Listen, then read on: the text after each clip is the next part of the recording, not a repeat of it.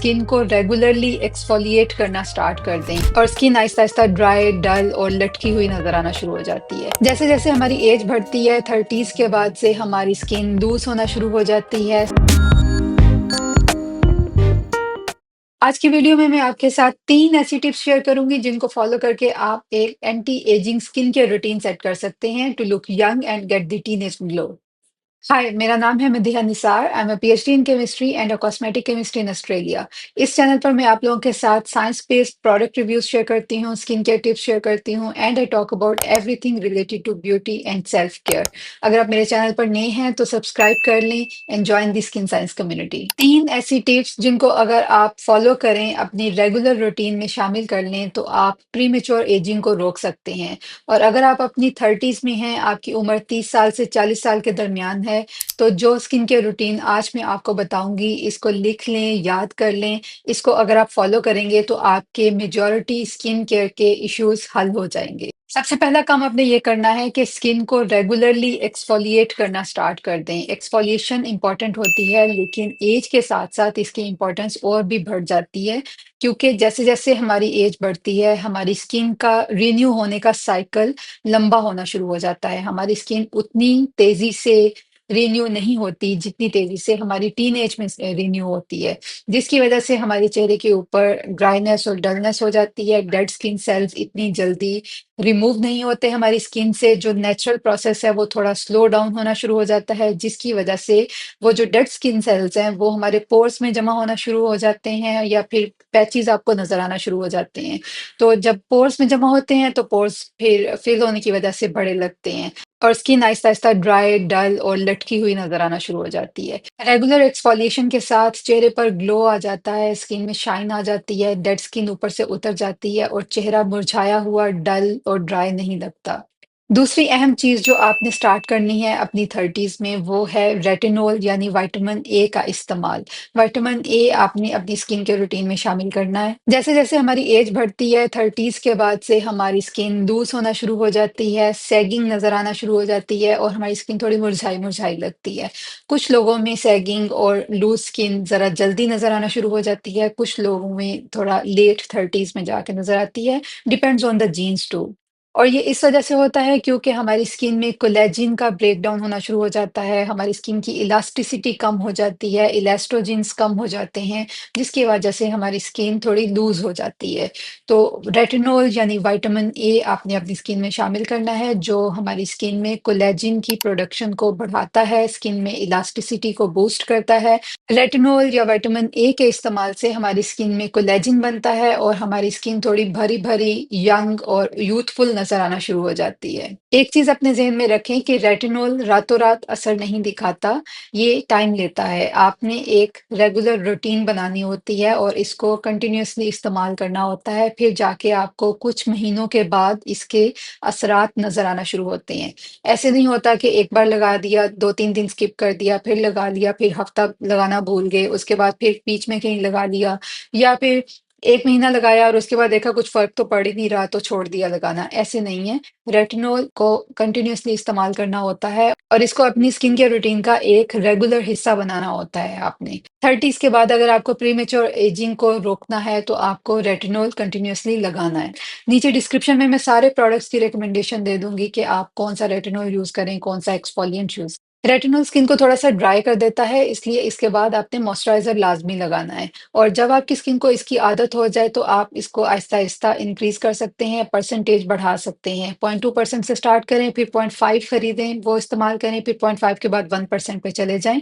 जब आपकी skin 1% retinol की आदी हो जाए, then you can move up to using tretinoin, which is a prescription based vitamin A cream। Pakistan में स्किन ए के नाम से आपको ट्रेटनॉइन क्रीम मिल जाती है। अगर आप किसी दूसरे मुल्क में हैं तो आप रिट्रीव के नाम से ये क्रीम हासिल कर सकते हैं। एक और इम्पॉर्टेंट चीज़ ये कि प्रेग्नेंट और नर्सिंग खवातीन रेटिनॉल इस्तेमाल नहीं कर सकती, तो आपने ये करना है कि आप पेप्टाइड सीरम इस्तेमाल कर लें। कोलेजन बेस्ड या पेप्टाइड बेस्ड सीरम्स इस्तेमाल करें as an alternate to retinol. Peptide serums 100% retinol का अल्टरनेट नहीं है, लेकिन अगर आपके पास ऑप्शन नहीं है कि आप रेटिनॉल लगा सकें तो peptide serums are a good choice. तीसरी इंपॉर्टेंट चीज आपने ये करनी है कि आपने अपनी स्किन को खुश्क नहीं होने देना, ड्राइनेस से बचाना है। जैसे मैंने पहले बताया कि जैसे-जैसे हमारी उम्र बढ़ती है, हमारी स्किन में कोलेजन की कमी होना शुरू हो जाती है, कोलेजन ब्रेकडाउन होना शुरू हो जाता है, जिसकी वजह से हमारी स्किन लूज़ होना शुरू हो जाती है। कोलेजन जो है वो ये समझ लें कि जो मुख्तलिफ स्किन सेल्स होते हैं, जो मिलके हमारी पूरी स्किन की लेयर बनाते हैं, कोलेजन उन सेल्स को आपस में जोड़ के रखता है।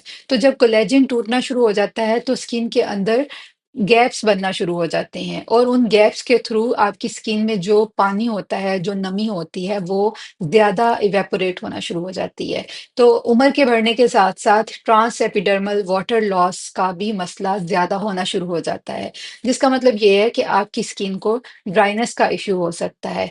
यही वजह होती है कि बहुत सारे लोग जिनकी स्किन टीनेज में ऑयली होती है, वो आहिस्ता-आहिस्ता कॉम्बिनेशन होना शुरू हो जाती है और फिर मज़ीद ऐज ज़्यादा होने के साथ वो स्किन ड्राई होना शुरू हो जाती है क्योंकि ट्रांस एपिडर्मल वाटर लॉस बढ़ जाता है। इसके लिए आप हाइड्रेटिंग इंग्रेडिएंट्स इस्तेमाल करेंगे जैसे कि हाइलुरोनिक एसिड हो गया या ग्लिसरीन हो गई या एलोवेरा हो गया।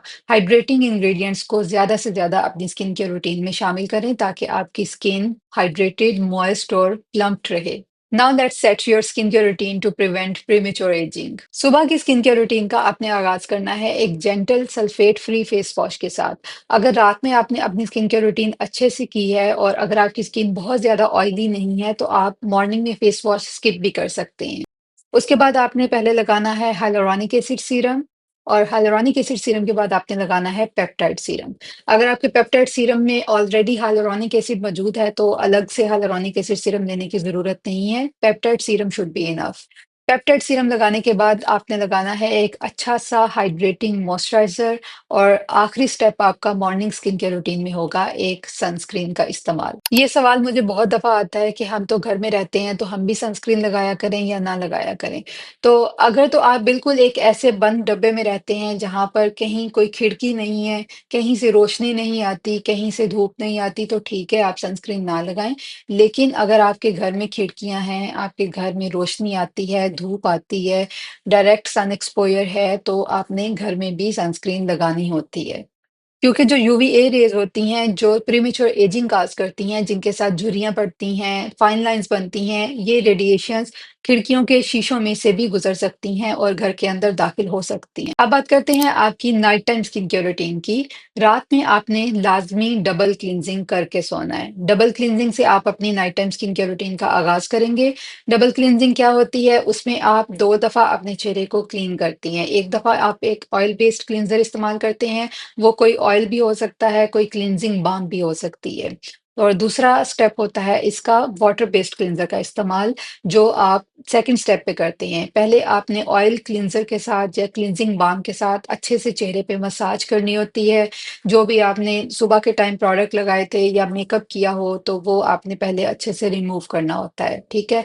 उसके बाद आपने एक वाटर बेस्ड क्लींजर लेना होता है और फिर अपना चेहरा वाटर बेस्ड क्लींजर के साथ साफ करना होता है। तो इसको कहते हैं डबल क्लींजिंग। ऑयल क्लींजर ना सिर्फ आपके चेहरे को अच्छे से साफ करते हैं, बल्कि ये ब्लैक हेड्स को भी रिमूव कर देते हैं। जो पोर्स के अंदर गंद मौजूद होता है, जो सीबम मौजूद होता है, जो ऑयल प्लग्स बन जाते हैं, उनको भी सॉफ्ट करके रिमूव कर देते हैं। तो ऑयल क्लींजिंग लाजमी करें। डबल क्लींजिंग के बाद आपने लगाना है अपना रेटिनॉल सीरम या रेटिनॉल वाली क्रीम इस्तेमाल करनी है। रेटिनॉल सीरम इस्तेमाल कर रहे हैं तो उसके बाद आप इस्तेमाल करेंगे अपना मॉइस्चराइज़र। अगर आपने ऐसा मॉइस्चराइज़र इस्तेमाल किया है जिसमें ऑलरेडी रेटिनॉल है तो एडिशनल मॉइस्चराइज़र लगाने की ज़रूरत नहीं। एक और स्टेप जो मेरा फ़ेवरेट है और विंटर में मैं ये लाज़मी अपनी नाइट टाइम रूटीन में शामिल करती हूँ, वो है ऑयल का इस्तेमाल। ये आपका लास्ट स्टेप होना चाहिए night time skin care routine में। जब आपने सीरम्स लगा लिए, मॉइस्चराइज़र लगा लिया और उनको थोड़ा ड्राई होने दिया, सेटल होने दिया, तो उसके बाद लास्ट स्टेप के तौर पे आप लगाएँगे कोई सा भी अपना फ़ेवरेट ऑयल। मैं रिकमेंड करती हूँ जोजोबा ऑयल या रोज़ हिप सीड ऑयल या फिर स्वीट आलमंड ऑयल। आपको बहुत ज़्यादा ऑयल नहीं चाहिए, सिर्फ़ 2 से 3 ड्रॉप्स आपने ऑयल के लेने हैं। उसको अच्छे से मसाज करके आपने अपने पूरे चेहरे पर लगा लेना है। ऑयल्स एक्लूसिव्स के तौर पे काम करते हैं और वो ट्रांस एपिडर्मल वाटर लॉस को रोकते हैं। सुबह जब आप सोकर उठेंगे तो आपकी स्किन बहुत ज़्यादा सॉफ्ट, हाइड्रेटेड और फ्रेश नज़र आएगी। तो ये हो गई आपकी anti aging skin care routine. अगर आपको ये वीडियो अच्छी लगी है तो आई एम श्योर कि आपको ये वाली वीडियो भी बहुत पसंद आएगी। Click and watch it now. I will see you guys in the next video. Till then, bye.